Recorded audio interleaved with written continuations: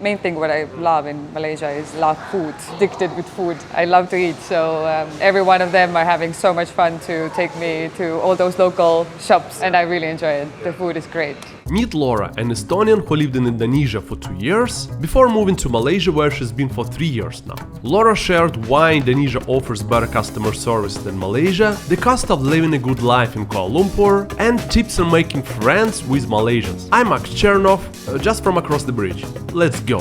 This is the latest statement of state of art. Yeah, Rebecca. Yes, I think it's not ready yet, really fully, but it's apparently 106 stories tall, which is almost Burj Khalifa. Like really, It's the second tallest. second tallest in the region. Yeah. Then we have those fantastic Petronas towers there, showing a little bit on the side, so you can't really kind of see the full 2 towers. What would be your advice to someone who moved to here? Just come and enjoy the ride. It's really nice. Yeah. Yeah. I think it's really easy to fall in love in KL and have very good time here. I think it's really welcoming city for foreigners. If you go to the city center, you would get some sense of like you have sidewalks, you have different bars and restaurants, you have nice buildings. Let's say we talk about accommodations as per se, right? You have everything included in your condo, which you would never get in Europe. So you can have really good life here with affordable price, very reasonable price compared to Jakarta, for example. KL is cheaper? Yes, with property-wise. For property. I think at least 30 to 40% it's higher in there, in Jakarta. What would be the monthly budget for, like, let's say, for one person or for two person, for a couple, like roughly? I would say you can get by, it's going to be super whatever number right now. I'm just thinking roughly, it's really a rough number. Yeah. Think around 1,500 euros would be really enough. For one. Can be 2, yeah, because You can squeeze in the second one. yeah, because basically, like you would split if you split the cost of living and let's say accommodation, and you eat out, let's say, a lot.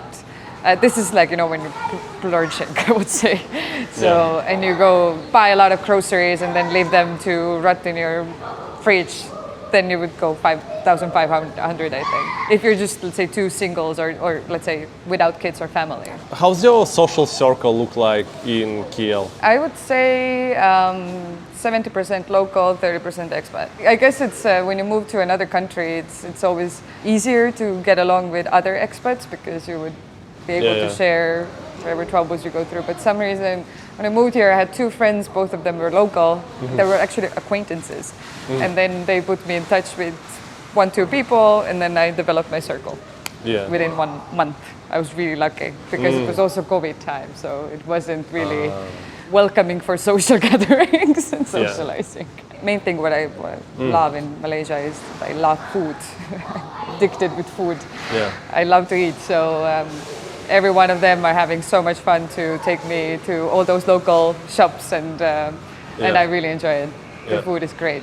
What's your favorite Malaysian food? Let's say top 3 favorite Malaysian food. I do love satay. Okay, the Malacca satay. It's okay. Really love it. Because it's confusing in a way because it's also in Indonesia, right? So it's kind of, Yeah, also in Singapore. True. Fish head curry is also in Indonesia, so it's kind of really hard, right? I can never say no to a good banh mi. Yeah, Chinese one. That area is my favorite. There you can see there's the local kind of central market, the blue one there. Yeah. And that area is Chinatown. Yeah, I just came from there. Yeah, it's great. Architecture is like so nice. And so good food places as well. I mean, walking around there, like discovering small handcraft shops, and I really love to go to those kind of local crafteries and shops there where you can see how they make it their own hands, and it's really cool. If you compare like your life 2 years in Indonesia and 3 years in Malaysia, what's like the biggest differences, let's say? I think the biggest difference is that here's much calmer life for me. It's much more, like, not more structured. Things work in certain ways you get it along. In Indonesia, it was, I love to call it as beautiful madness. It's like, it's really nice and really great, but there's always those little tweaks in there where you need to wrap your brain around how things actually work. And then you need to kind of get to know the local ways to survive. Like what? Can you give an example?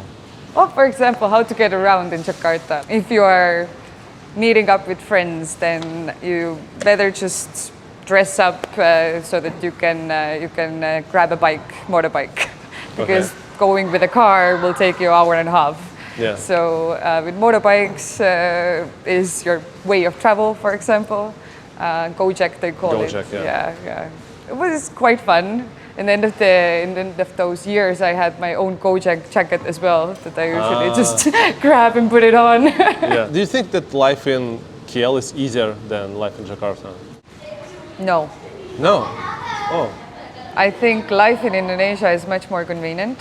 Let's say in terms of services and everything, like if we go to vanities, right? Yeah. So you can order everything inside. You can have your nails done, massage done, everything comes to your home, and it's all with one app, and it's very service oriented. yeah, very service oriented, and you have locals who are serving you, and really like that's really convenient.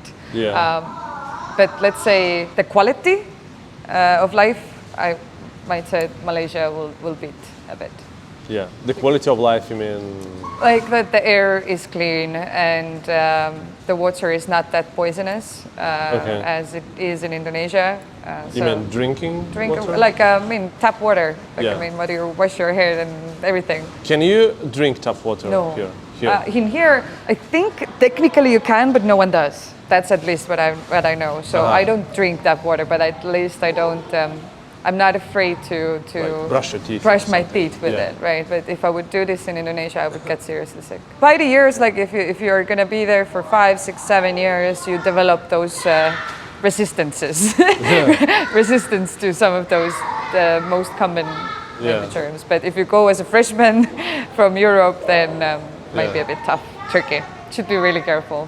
What about people? Like if you compare Indonesians and Malaysians? I think very similar. Both are so warm and such welcoming. In Malaysia, what I love about here is you get so many different cultures together. Really, like you have Chinese and Malay culture, Indian culture, and you have those expat groups, and it's really like distinctive, and you can experience it all. Indonesia, they are just the sweetest, most welcoming people you can ever have. When I moved to Jakarta, then I lived in a very local kind of, they call it kos-kosan. I had a room without the window. And then Without the window. Okay. Without the window, Okay. but I had cleaning every day, plus laundry done. That was something also very different, right? But the whole, like the kos-kosan, which is like a, how to say, like a, place where you rent the room, basically. And then it's run by Ibu-Ibu, who is the person who takes care of the whole thing while people are there. Yeah. So we got to cook together. I showed her my recipes. She showed me how to cook Indonesian dishes. Helped me around, but we didn't speak same language, right? Yeah. So it was me trying with my Bahasa Indonesia that I needed to pick up really fast as well to live there, and she trying a little bit with English, and that's how we lived. Do you use Bahasa in Malaysia? Yeah, in here I use Bahasa Indonesia, and sometimes get by, but I'm not really well versed with Bahasa Melayu yet. Is it very different? Not too different, as they say. I haven't kind of digged into that language that much. It's very many words are the same, the basics are the same, so that's how I can get by. And people like how Malaysians react when you start speaking Bahasa Indonesian? Oh, they're like, wow, bisa Bahasa Melayu. Wow. Very sweet, very sweet. And they start to talk to you even more in Bahasa Melayu, and then I can also catch it because I can understand a little bit more than I can speak. And then I just try to put those words together, and it's really cool. And then it comes to speak Chinese, to speak Tamil. I'm like, no, let's hold it there. Yeah. And this is the KL Central. Yeah, this is the main station. Yeah. Yes, you can go to airport from here Yeah. All right. and fly off. I just today, first time I fly to the second one. Was not the main airport? KLAA 2, right? No. Oh, that is in the city center, right? Yeah. Oh, Subang. Subang. Yeah. Yeah. That was pretty cool actually. It's a time saver. Exactly. So I'm thinking basically to it's save the a tiny airport. It's like I spent maybe 10 minutes. Yeah. Like the border crossing was super fast. I was Yes. like, oh, wow. I know I'm gonna do that whenever I'm gonna come to Singapore. I'm gonna do that. Yeah. But how was the plane? Like, I mean, it's with the propellers, Yeah, right? yeah. They're super tiny. Super tiny, Super right? tiny, yeah. Yeah, I feel like I go to Helsinki, Estonia line is the same with like the something small like- propellers. Yeah, with propellers, yeah. Yeah, but this is Kale. Welcome, Cool. everyone. Come and check Cool. it out. Check it out.